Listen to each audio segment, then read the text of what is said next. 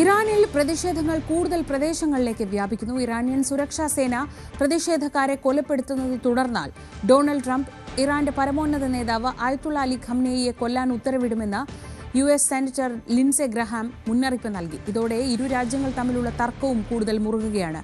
MG Mithun വിവരങ്ങളുമായി ഒരിക്കൽ കൂടി ചേരുന്നു. മിഥുൻ, അമേരിക്ക വളരെ കാര്യമായി തന്നെ ഇറാനിലെ സ്ഥിതിഗതികൾ നിരീക്ഷിക്കുന്നുണ്ട്. ഇടപെടേണ്ട സാഹചര്യം ഉണ്ടായാലും ഇടപെടുമെന്ന് നേരത്തെ തന്നെ അമേരിക്ക പറഞ്ഞതുമാണ്. പക്ഷേ ഇപ്പോൾ ഇറാൻ ആഭ്യന്തരമായി നടക്കുന്ന കാര്യങ്ങൾ, കൂടുതൽ ജനങ്ങൾ അയത്തുള്ള അലി ഖംനേയിക്കെതിരെ തിരിയുന്നു. അവിടെ പോലീസിലെ ഒരു വിഭാഗം പോലും ഖംനേയിക്കെതിരെ ജനങ്ങൾക്കൊപ്പം നിൽക്കുന്നു എന്നൊക്കെയുള്ള വിവരങ്ങൾ വരുമ്പോൾ ഈ ആഭ്യന്തര സാഹചര്യത്തെ കൂടുതൽ അമേരിക്ക മുതലെടുക്കില്ലേ? ശ്രീജ, തീർച്ചയായും അങ്ങനെ തന്നെയാണ് നമുക്ക് കരുതേണ്ടിയിരിക്കുന്നത്. പ്രത്യേകിച്ച് നമുക്കറിയാം, അമേരിക്കയും ഒപ്പം തന്നെ ഇറാനുമായിട്ടുള്ള ഈ പ്രശ്നങ്ങൾ അത് ഏറെക്കാലമായി തുടരുന്നതാണ്. ഖമനേയെ ലക്ഷ്യം വെച്ചുകൊണ്ടുള്ള ആക്രമണം ഇസ്രായേലിന്റെ ഭാഗത്തു നിന്നൊക്കെ ഉണ്ടായത് നമ്മൾ കാണുകയും ചെയ്തതാണ്.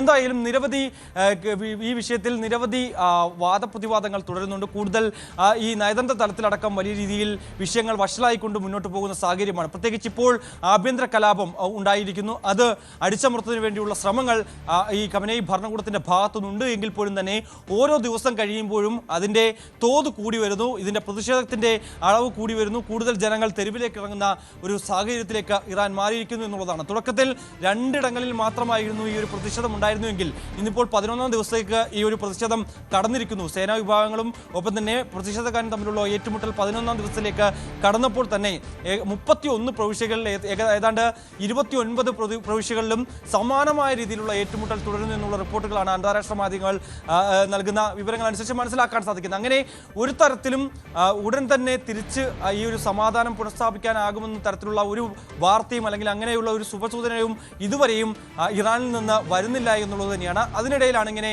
അമേരിക്കയുടെ ഭീഷണി നിലനിൽക്കുന്നത്. അമേരിക്കയുടെ ഒരു കടന്നുകയറ്റമോ അല്ലെങ്കിൽ ഒരു സൈനിക നടപടിയോ അവിടെ ഉണ്ടാകാനുള്ള സാധ്യത അവർ മുൻകൂട്ടി കാണുകയും ചെയ്യുന്നത്. അതിലാണിപ്പോൾ ഒരു അമേരിക്ക തന്നെ വ്യക്തമാക്കിയിരിക്കുന്നത്. ഒരു പക്ഷേ ഖമനേയിയെ വധിക്കുന്നതടക്കമുള്ള നടപടികളിലേക്ക്, അത്തരത്തിലുള്ള ക്രൂരമായ നടപടികളിലേക്ക് ഒരു പക്ഷേ അമേരിക്ക കടന്നേക്കാമെന്നുള്ള വിവരങ്ങൾ കൂടി പുറത്തു വരുന്നത്. പ്രത്യേകിച്ച് നമുക്കറിയാം, സമീപകാലത്ത് ഉണ്ടായിട്ടുള്ള സംഭവ വികാസങ്ങൾ വെനസ്വേലയിലടക്കം അവിടുത്തെ പ്രസിഡന്റിനെ അടക്കം തട്ടിക്കൊണ്ടുപോവുകയും കയ്യാമം വെച്ച് കൊണ്ടുപോവുകയും ഒക്കെ ചെയ്ത് നമ്മൾ കണ്ടതാണ്. അതൊക്കെ മുൻകൂട്ടി കണ്ടുകൊണ്ടുള്ള ചില ഒരുക്കങ്ങൾ ഇറാനിൽ നിന്ന് ഉണ്ടാകുന്നുണ്ട് എന്നുള്ളതാണ്. കഴിഞ്ഞ ദിവസങ്ങളിലൊക്കെ ചില അഭ്യൂഹങ്ങൾ ഉണ്ടായിരുന്നു. ഖമനേയി നാടുവിടാൻ പോകുന്നു, റഷ്യയിൽ അഭയം പ്രാപിക്കാൻ പോകുന്നു എന്നുള്ള ചില അഭ്യൂഹങ്ങൾ ഉണ്ടായിരുന്നു. അത് തള്ളിക്കൊണ്ട് ഇറാൻ ഭരണകൂടം തന്നെ രംഗത്ത് വന്നിരുന്നു. ഈ ഒരു ഘട്ടത്തിൽ ഖമനേയി നാട് വിട്ടുപോയാൽ അത് വലിയ തിരിച്ചടിയായിരിക്കും ഇറാനെ സംബന്ധിച്ച് നേരിടാൻ പോകുന്നത്. അത് മറ്റു രാജ്യങ്ങൾക്ക് തങ്ങളുടെ രാജ്യത്തിലേക്ക് കടന്നു കയറാനുള്ള ഒരു അവസരം അല്ലെങ്കിൽ അതിനൊരു വഴിയൊരുക്കും. ഒപ്പം തന്നെ ഭരണത്തെ അട്ടിമറിക്കാനുള്ള ഒരു വലിയ സഹായം ചെയ്തു കൊടുക്കുന്നതിന് തുല്യമായി അത് മാറുകയും ചെയ്യുമെന്നുള്ള വിലയിരുത്തൽ കൂടിയുണ്ട്. അതുകൊണ്ട് തന്നെ ഈ ഒരു വിഷയത്തിൽ ഇപ്പോൾ കൂടുതൽ കടുത്ത നടപടികളിലേക്ക് കടക്കേണ്ടതില്ല എന്നുള്ളത് തന്നെയാണ്. കഴിഞ്ഞ ദിവസങ്ങളിൽ ചില ഇളവുകൾ ഈ നികുതി ഇനത്തിൽ പ്രഖ്യാപിച്ചിട്ടുണ്ട് എങ്കിൽ പോലും തന്നെ ഈ പ്രതിഷേധക്കാർ അതിനൊന്നും തന്നെ അത് കേൾക്കാനോ അല്ലെങ്കിൽ ഇപ്പോഴത്തെ അവസ്ഥയിൽ നിന്ന് പിന്തിരിയാനോ തയ്യാറാകുന്നില്ല എന്നുള്ളതാണ്. ഒരു ചർച്ചയ്ക്ക് സ്കോപ്പുണ്ടോ എന്നുള്ള കാര്യത്തിൽ പോലും സംശയം നിലനിൽക്കുന്നു.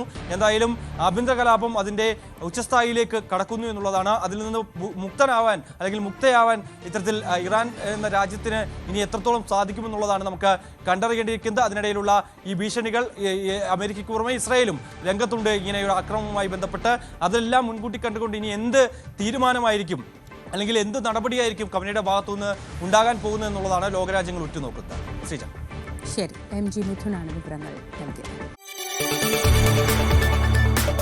കൂടുതൽ വാർത്തകൾക്ക് News 18 Keralam YouTube channel subscribe ചെയ്യുക.